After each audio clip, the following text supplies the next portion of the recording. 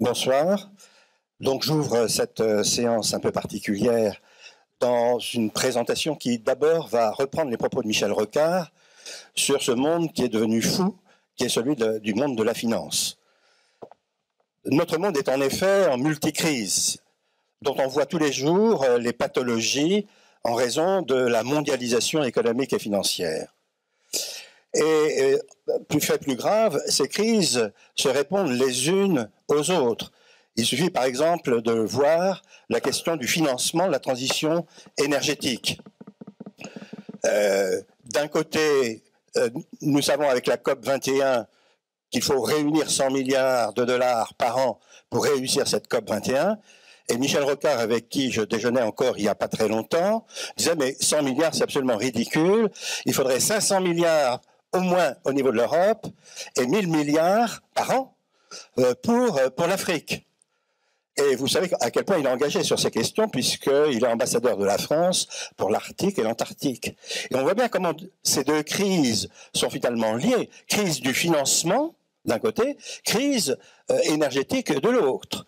Sans parler donc, évidemment, des autres crises qui sont à relier avec la crise économique et financière que nous connaissons, crise sociale, pour ne pas dire crise politique dans laquelle nous sommes également, pas simplement en France. Alors, quand on regarde cette multicrise, on est en droit de s'interroger sur les facteurs principaux qui nous ont amenés à cette situation.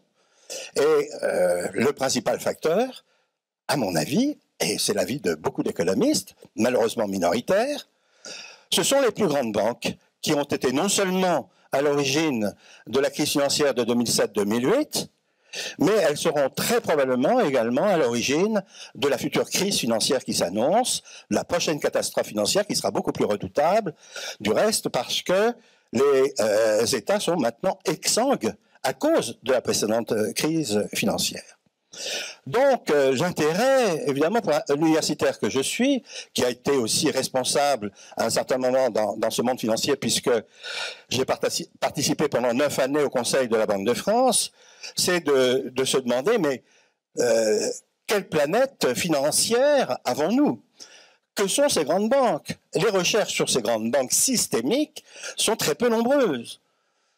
Quand on regarde le poids de ces banques systémiques, c'est-à-dire ces banques qui sont capables du jour au lendemain, si elles font faillite, de mettre la planète financière par terre, eh bien, on est ahuri par la puissance de ces grandes banques, à tel point qu'on peut dire qu'elles forment un oligopole à l'échelle mondiale, une structure de marché où dominent quelques acteurs par rapport à un grand nombre d'acteurs qui peuvent être plus ou moins en concurrence. Donc un oligopole, c'est une structure de marché imparfaite.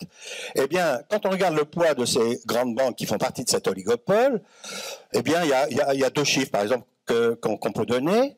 Le premier, c'est par exemple de comparer le total de bilan de ces 28 banques systémiques, il y en a 40 000 dans le monde, hein, mais 28 qui sont systémiques, leur total de bilan est légèrement supérieur au total des dettes publiques mondiales.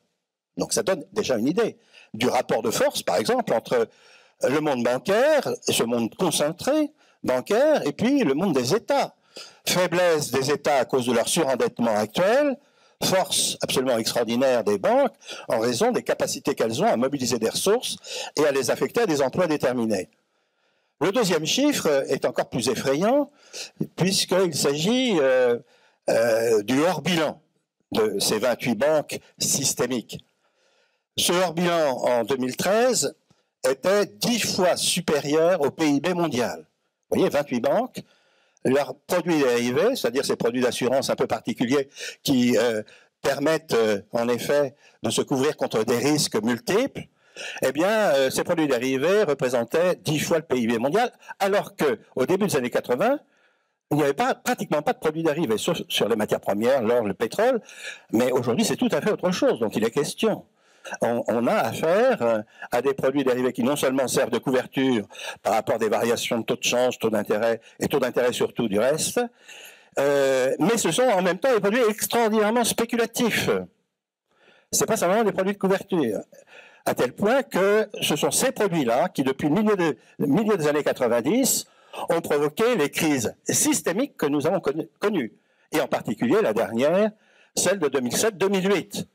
Donc vous voyez, 28 banques, des produits dérivés extraordinairement spéculatifs qui représentent 10 fois le PIB mondial, et des banques qui nous mettent régulièrement en crise, en tous les cas qui créent une instabilité permanente dans le système monétaire et financier mondial.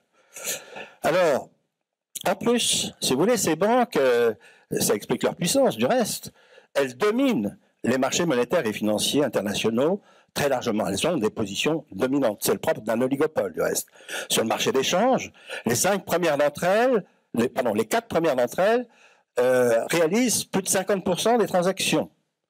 Et les 10 premières d'entre elles réalisent 80% des transactions sur le marché d'échange. Or, le marché d'échange, comme vous le savez peut-être, c'est un marché de 6 000 milliards de dollars, 6 000 milliards de dollars par jour.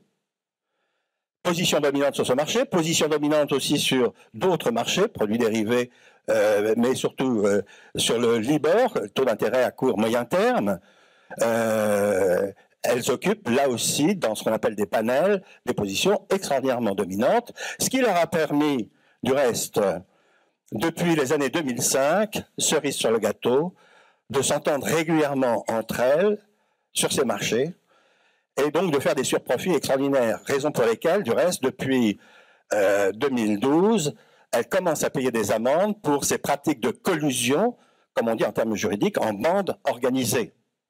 Les amendes pleuvent, je vous rassure, ces amendes écornent assez peu leurs profits, mais voilà, nous sommes dans un monde où de très grandes banques, finalement, dominent les marchés, abusent de leur position dominante, et finalement, parce que leur logique de gestion n'ont absolument pas changé depuis 2007-2008, vont nous précipiter dans la prochaine crise financière. Pourquoi je dis ça? Tout simplement parce que la dernière crise financière a eu pour résultat objectif, tout à fait mesurable, d'accroître de façon phénoménale le surendettement des États. Pas simplement de la France, pas simplement la dette publique des pays européens, mais aussi la dette publique américaine, la dette publique britannique, la dette publique japonaise, et j'en passe. Et donc, ce qui fait qu'actuellement, depuis le début de la crise, le rapport dette publique sur PIB ne fait que s'accroître. Tout ceci, c'est les effets de la crise, parce que les croissances, c'est le dénominateur, la croissance n'est pas là, elle est extrêmement molle. Par contre, les déficits sont toujours là. Les déficits sont toujours là, donc le rapport dette publique sur PIB n'arrête pas de s'accroître.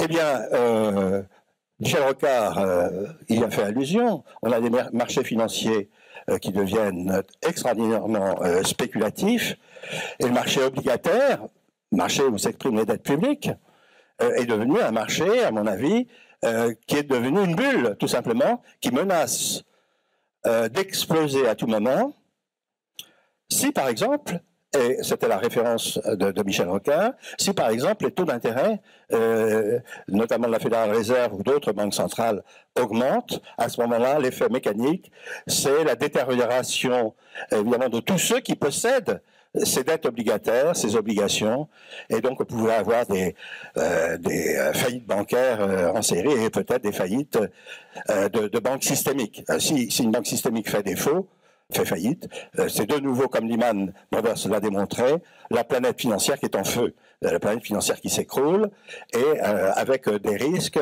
qu'on peut imaginer, qui ne sont pas simplement d'ordre économique ou financiers, mais qui peuvent encore accroître davantage les risques sociaux et politiques que nous connaissons déjà. Donc vous voyez bien que nous sommes dans un monde qui a changé profondément à cause de la montée de ces grandes banques systémiques. Ces banques systémiques, c'est pas compliqué, elles ont vu le jour au moment où les marchés monétaires et financiers se sont globalisés à l'échelle planétaire. Milieu des années 90. C'était la troisième grande libéralisation de la sphère financière, après la libéralisation des taux de change, celle des taux d'intérêt avec les marchés obligataires et les banques centrales indépendantes. Troisième libéralisation, liberté de mouvement des capitaux à l'échelle planétaire. Eh bien, à ce moment-là, les banques les plus grandes ont dû s'adapter, en quelque sorte, à ce marché nouveau qui s'offrait à elles, à cet espace de transaction, et ces banques se sont restructurées pour devenir extraordinairement grande, et on commençait 10 ans après, à partir de 2005, à avoir des pratiques extraordinairement frauduleuses, puis par entente, collusion entre elles. Alors, évidemment, je ne peux pas être simplement sur ce constat pessimiste, négatif. Il y en a encore un qui est beaucoup plus grave peut-être encore que ce que je viens d'indiquer, c'est que la monnaie est finalement devenue un bien privé dans cet univers. Non seulement la création monétaire est le fait de banques et de banques centrales indépendantes des États, mais la gestion de cette monnaie est également privée, puisque vous savez que les deux prix fondamentaux de la monnaie, c'est d'une part le taux de change et d'autre part le taux d'intérêt. Eh bien, comme je l'ai dit tout à l'heure, ces taux-là sont manipulés en permanence par des banques à dimension systémique, ce qui aggrave encore le problème, puisque les États ont perdu toute souveraineté en la matière. Aucun État n'est maître de sa monnaie, sauf la Chine, et encore de moins en moins. Tous les États ont perdu leur souveraineté monétaire. La monnaie est devenue un bien privé, alors que ça devrait être un bien public, comme le disait mon ami de bureau Bernard Maris. Il prenait toujours l'exemple suivant. On n'imagine pas qu'un jour on puisse payer 1 euro pour respirer 1 litre d'air. Eh bien, c'est la même chose. On a besoin de la monnaie pour nos transactions quotidiennes. C'est absolument indispensable pour ces échanges évidemment économiques. Et il se trouve que cette monnaie est maintenant un bien privé manipulé par les plus grandes banques systémiques. Ce qui explique très largement la situation dans laquelle nous sommes. Alors, comment en sortir? Il me reste quelques instants pour donner quelques pistes. Je crois que la piste fondamentale à l'échelle planétaire, c'est une réforme du système monétaire international, où il s'agit d'articuler 2 niveaux pour que les États retrouvent leur souveraineté monétaire en grande partie. Les États ont perdu cette souveraineté, en grande partie à cause d'eux, sur le plan politique, à partir des années 70, 1970, 1980, elles ont accepté de perdre leur souveraineté. Il faut revenir, comme Keynes le disait déjà en 1944 avec les accords de Bretton Woods, il faut revenir à une organisation internationale du système monétaire et financier où les États retrouveraient une souveraineté monétaire, mais avec, au niveau international, une monnaie commune. C'était la grande idée de Keynes, ce qui permet d'articuler les 2 niveaux. Ceux qui disent aujourd'hui retour simplement aux monnaies nationales, je crois qu'ils se trompent. Ils oublient tout simplement qu'on est dans une planète qu'on voit tous les jours presque à vue d'œil, comme ça, dans nos mains. Ils oublient cette dimension planétaire dans laquelle nous sommes, et donc il faut une organisation mondiale, et je crois que l'outil que proposait Keynes en 1944 est fondamental. Il ne s'agit pas d'une monnaie unique, il s'agit d'une monnaie commune, c'est-à-dire une monnaie commune qui laisse subsister des monnaies nationales, ou qui pourrait laisser subsister l'euro aussi. Mais l'euro aussi, à son tour, pourrait être une monnaie commune qui permettrait donc à des monnaies nationales d'être articulées avec cette monnaie commune, non pas dans des rapports de marché, comme c'est le cas aujourd'hui avec le marché d'échange, mais dans des rapports qui seraient ceux dominés par la puissance publique, des rapports politiques en quelque sorte. On a oublié le rôle de la politique, on a été trop loin dans la libéralisation de la sphère financière, on n'aurait jamais dû laisser à des acteurs privés aussi puissants le soin de gérer nos monnaies. Il faut que le politique revienne dans la sphère financière par une gestion de ces 2 grands prix fondamentaux que sont les taux de change et les taux d'intérêt. Cela permettrait, et j'en termine vu le temps qui m'est imparti, non seulement de trouver des ressources formidables pour la transition environnementale et énergétique, puisqu'avec une monnaie commune internationale, on aurait des moyens d'émission de cette monnaie absolument extraordinaires. Les sommes dont j'ai parlé tout à fait au début, qui sont les sommes de Michel Rocard, 500 milliards et 1000 milliards pour l'Afrique, eh bien, poseraient pas de problème particulier à ce niveau de gestion de la monnaie internationale. Et puis, deuxième solution, ça nous permettrait également de résoudre les problèmes de dette publique, parce que personne ne pourrait contester que s'il y a une annulation des dettes publiques partielles ou totales, si c'est une instance internationale qui le fait, eh bien, en rachetant des dettes notamment, on aurait là aussi une solution au surendettement actuel et donc à nos politiques économiques extraordinairement austéritaires et rigoureuses que sont les nôtres. Merci beaucoup de votre attention.